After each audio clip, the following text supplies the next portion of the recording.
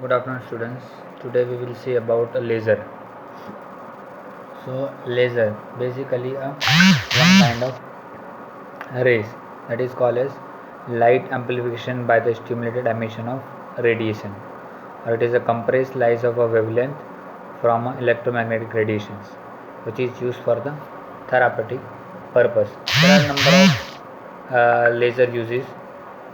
So first we will see the history how the laser started in physiotherapy or in the for medical sciences. So first in Albert Einstein described the theory of the laser therapy. At the end of the 1960, the Hungarian scientist was reporting that the wound healing is possible because of a laser therapy. And after that, low level laser was approved by FDA in USA in 1960, and after that it was born and it widely practiced after 2002 in America after the research has proven that is a direct effect on the wound healing. And after that Europe have started the number of research on same and found the great results. So if you see basically, so in therapeutic purpose we have divided the laser in four categories, that is class 1, class 2, class 3. In 3 they have a two types, 3A and 3B, and class 4. Now we will see what are the type 1, type 2, type 3 and class 4. So number 1, class 1 was incapable of producing damaging radiant levels, means that was used in the, it cannot damaging the radiation level. So it was most commonly a laser which is used in the printers and the DVD players. Number 2 is the low power lasers, which was length of 400 to 700 nanometer, was a wavelength and power was 1 microvolt. Then class 3 laser was a medium power lasers, need and certain amount of eye protection. In that we have a two types, that is 3A and 3B. So 3A is possible up to 5 microvolt and 3B from 5 microvolt to the 500 microvolts. And number 4 is a class 4 laser, that is high power lasers, which is a produces certain amount of hazards and it can up to go 4 watt rather than milliwatt. Okay, so it was about a journal laser classification, class 1, class 2, class 3 and class 4. Routinely we practice class 3 and class 4 for physiotherapy purpose. Now other than the physiotherapy purpose, laser is used in different types like surgical lasers, hard lasers, thermal lasers, energy lasers, which is a type of a high laser which is used in a different industrial purpose. Same way for the low laser, which is used in the medical purpose like surgical conditions, soft laser, subthermal laser, therapeutic or cold laser. Okay, these are the type of a low type of lasers which is used for a different purposes in the medical sciences. Now we will see how this laser is getting generated. So what are the procedures or generators of the lasers are? Number 1 is a power supply, that energy will supply to the and it will be delivered up to the 10,000 watt or 100 milliamperes, and which will be converted into the laser by the certain amount of the medium, either is a gas medium, solid medium or a liquid medium. So whatever the high uh, voltage of the electricity or electric power has been supplied, which will convert through these mediums and producing or emitting the lasers which can be used for the therapeutic purposes. Low level laser is most commonly used in a practice because it is a pain free and non-invasive, and it is affordable also, which is throughout the nation it is practiced for the healing purposes. Okay, so it will have a certain amount of effect that is called as the photobiomodulation effect.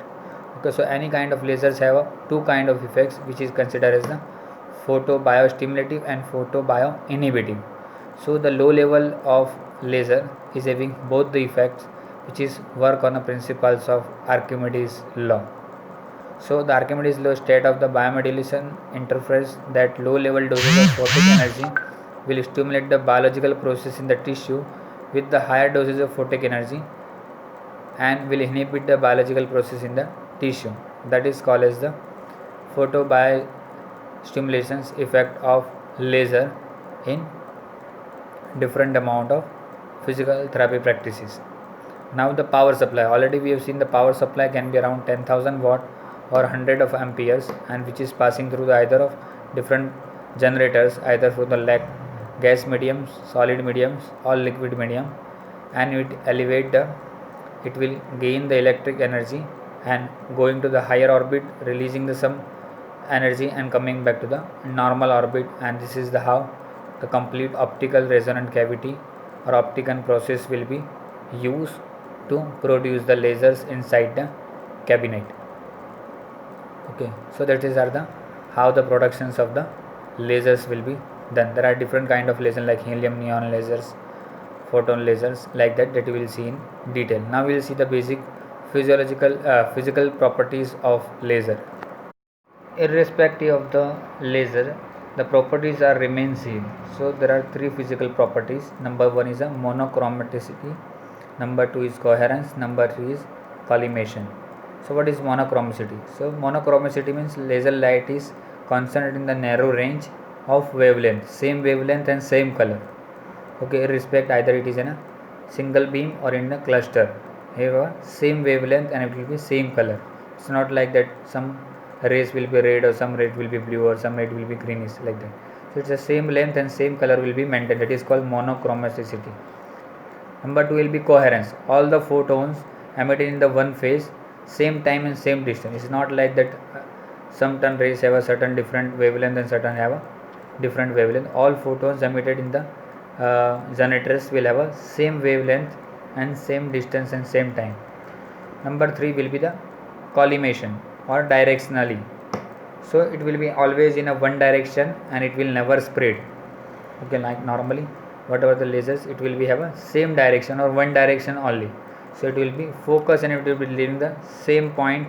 All the same point have a same effect of the photon or laser has been produced from the different amount of generators.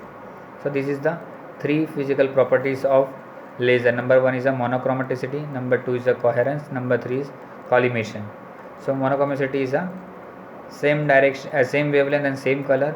Coherence means the same time and same distance, and collimation means same direction, focusing on a single point rather than spread around the areas. Either is a single laser, a point laser, or a cluster lasers. Now we will see how this has been classified. So basically classifies according to the nature of the material which has been used as a medium, according to the intensity, and according to the hazards. There are three types of classification of laser is available. So according to the nature which has been used between the two reflecting surfaces are known as, number one will be the crystal lasers, or it is also called as a solid laser. Here the ruby crystal will be used along with the aluminum oxide and chromium. So that is called as the ruby crystal laser. Number one will be the Nd:YAG lasers. Nd:YAG means neodymium crystal is embedded in the tritium aluminum garnet. Okay, that is called Nd:YAG lasers. These are the crystal laser or solid lasers. Now the number two is a gas laser, which is most commonly used in physiotherapy department. That is helium neon laser. Number two is argon laser. Number three is carbon dioxide laser. So these are the gas lasers. Other one will be the semiconductor or diode lasers, which use the gallium arsenide. Number 4 is liquid laser, that is oxazine laser and polyphenol laser. Number 5 will be the chemical laser. This laser with high intensity, not used therapeutically but used in the industrial production. Okay, so most commonly we have divided in either in the solid, liquid, semiconductor, liquid as well as chemical lasers. These are the 5 types of the laser according to which material has been used in the type of laser. Next will be the types will be according to intensity. So it will be high laser and low laser. So high laser will be including that it have a more of the thermal effect, while low laser will have a less intensity, so it will have a less effect, or it will be called as a cold laser. According to the hazards, depends on the what kind of hazards we are using. So already we have seen that is a class 1, class 2, class 3 and class 4. So in class 1 you have a less than 0.5 microvolt, class 2 less than 1 microvolt, class 3 1 microvolt to 500 microvolt, and class 4 is more than 500 microvolt.